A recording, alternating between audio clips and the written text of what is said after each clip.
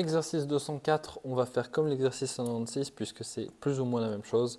On va essayer de prendre des logarithmes et cette fois-ci à la place de les décomposer à l'aide des propriétés des logarithmes, on va essayer de les simplifier, de les combiner de sorte à avoir un seul gros logarithme.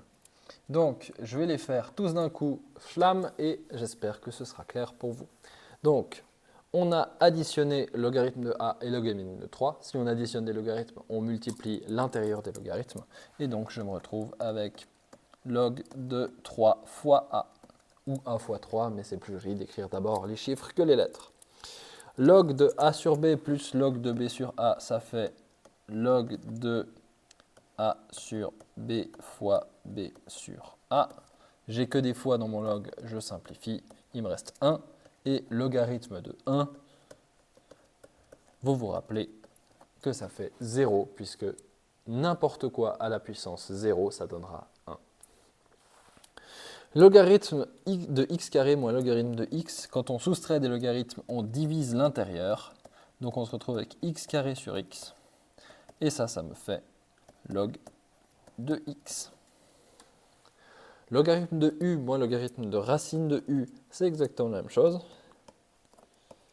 U sur racine de u. On divise et ça nous donne log de racine de u. Puisque la racine c'est puissance 1 demi et donc en haut on a puissance 1, en bas on a puissance 1 demi. Et donc 1 moins 1 demi ça fait 1 demi. Et donc la racine 1 demi, enfin la puissance 1 demi c'est la racine. Pour le e, on additionne a et b et on soustrait c, donc ça nous fait a fois b divisé par c. Pour le f, on a log de 2 plus 2, on a log de 2, non, on a log de 2a. Hein.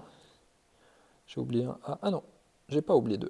Ok, donc on a log de 2 plus 2 log de a.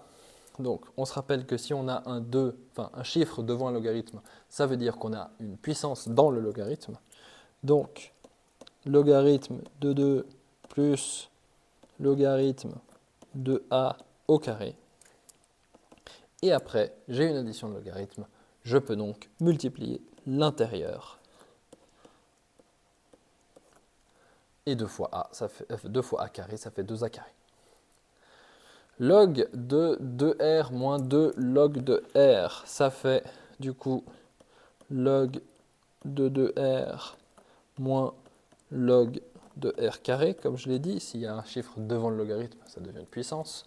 Et maintenant qu'on a une soustraction de log, on peut les diviser. Donc, on se retrouve avec log de 2r sur r carré. Et 2r divisé par r carré, ça fait 2 sur r. 1 sur n log de k moins 1. Donc, comme on l'a dit, ça fait une puissance. Ça fait log de k-1 puissance 1 sur n. Et on se rappelle que si on a une fraction dans la puissance, ça revient à faire une racine.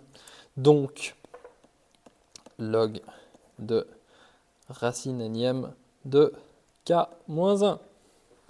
Et finalement, log de x plus 1 plus log de x moins 1. Ça nous multiplie les deux logs. X moins 1 fois x plus 1. Et ça, c'est une identité remarquable. On la remarque comme son nom l'indique. Et on obtient donc log de x carré moins 1. Et voilà pour cet exercice 204. J'espère qu'il était clair.